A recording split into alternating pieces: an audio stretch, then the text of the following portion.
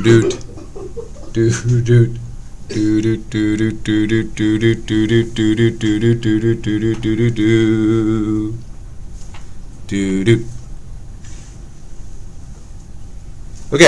good morning. This is the last lecture of the year, lecture 28C, and I be your ghost today, Mr. Herring. Good day, mate. Oh, that's not a knife. This is a knife. If you get the movie reference, then you know good movies. Alright, today we're going to talk about post-racial America. African Americans suffered most severely from the recession of the late 2000s. Hang on, I gotta shoot up. Can't be juice. Just got juice for history. Okay. The recession hit a lot of people hard in the late 2000s. Obama's election spurred decisions among political commons and ordinary Americans. This post-racial, what this meant was racial differences no longer affected public policy or private attitudes. Thus, we've become a more pluralistic society. In 2013, Supreme Court employed this very login or concept in a 5-4 decision that invalidated the heart of the Voting Rights Act of 65. Since states no longer discriminated on the basis of race, there was no longer required to gain permission from the Justice Department on these issues, which some people feared that we'd revert back to an old system. Series of events involving the deaths of unarmed black men at the hands of police spurred and escalated tensions across the country.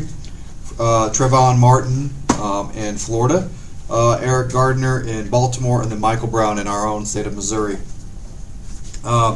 These brought a lot of protests. It was the Black Lives Matter movement and so forth, which demanded the police practice to be changed and officers who use excessive force be held accountable. And that is an issue that is still raging to this day. Ferguson, Missouri inspired weeks of sometimes violent street demonstrations, riots, and looting. Obama presidency too. So domestically, that was a big issue for Obama during his second term of his presidency. He did win re-election, and we'll talk about the 2012 campaign here in a second. But Obama in the world. Most dramatic achievement was ending the involvement in the Iraq War for the United States. He dramatically increased the American troop presence in Afghanistan while pledging to withdraw by the end of 2014. We are still there in Afghanistan going into the third year of Trump's presidency. He reversed his previous promise to abolish the military tribunals Bush had established. He launched a raid that had killed Osama bin Laden in 2010. He moved to resume diplomatic relations with Cuba, which had been rescinded by President Trump. He passed the Iran nuclear deal in 2015, which has also been rescinded by Trump. Two big items that Trump ran on, especially the Iran deal, which was not a good deal. I do not care how you put it. It was not a favorable deal for the United States. It did not solve any solutions. I'm just being brutally honest with that. 2011, popular revolt swept the Middle East, which surprised a lot of people. Egypt and so forth. There was a lot of revolts in the Arab world, which often called the Arab Spring.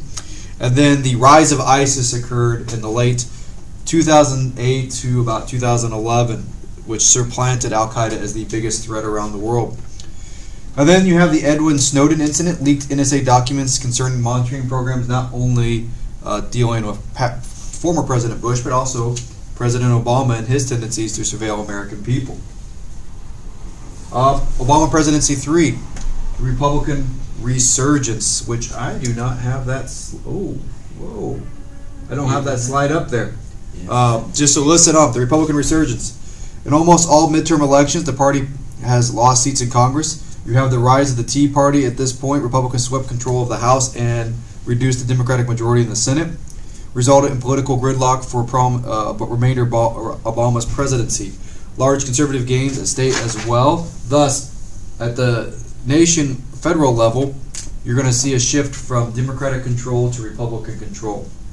In the 2012 election, Mitt Romney won the nomination, not a unified front, and Paul Ryan, who served as Speaker of the House for the last several years until his retirement this past year, was picked as Vice President. Mitt Romney's biggest challenge was he was Mormon. He was from Utah. His Mormon, or actually I think he's originally from Massachusetts, but his Mormon heritage really hurt him for unifying the Republicans as a whole. Obama began with numerous liabilities. he still managed to win with a little over 51%. This was not the same surge that he had in 2008 in which he had a commanding victory. Gridlock remained. Romney never managed to set the image of a millionaire. Obama won virtually all the Asian and Hispanic votes. And what we learned from this election was the country was heavily divided once again. And then when you fast forward to the and there's no notes up on the board, 21st century and where we're at now, the 2016 election showed the country is deeply divided, regionally based, the Midwest versus the coastal and metropolitan areas. An American exceptional, basically America has now forged a new path in the recent years. We are doing a lot of things alone. We have focused on strengthening our economy, which right now the economy is really a buzz. For the last 5 years, the economy has really been going well, and in the last 2 years especially has really kicked up a high gear.